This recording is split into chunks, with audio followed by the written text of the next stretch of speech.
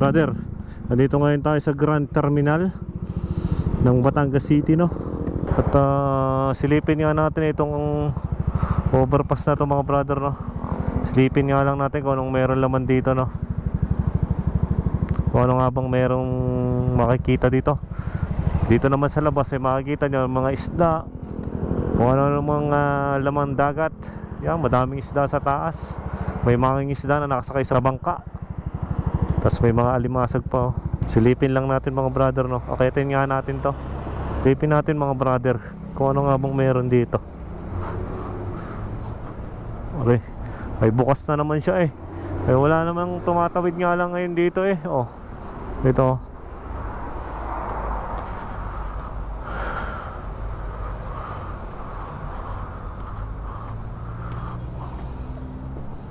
Ay, may elevator dito, kaso parang hindi naman yata natapos, hindi gumagana, oh.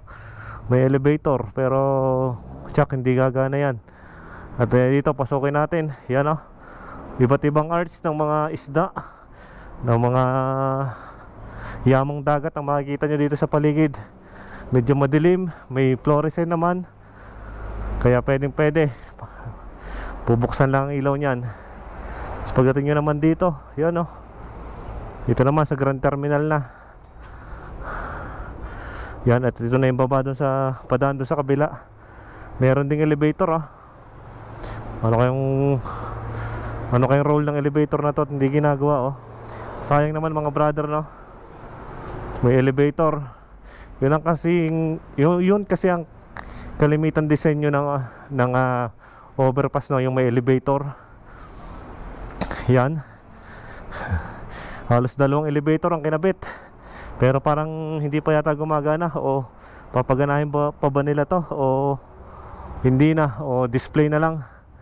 Yan, abangan natin yan kung gagana nga ba yung elevator na yan, mga brother, no? Tingnan natin yung elevator sa baba. Silip-silipin natin.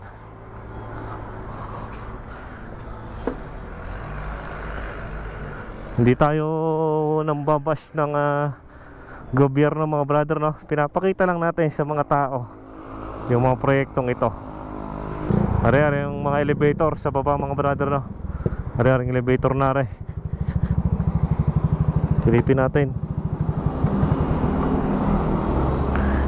Ito ang daan ng elevator, pero parang wala namang ano, parang pinabayaan na lang, oh. Sayang. Tsaka dun sa kabilang bahagi, no, na dun ang isang elevator. Pero sana nga ongoing construction pa yan at gumana, banda-banda riyan, no.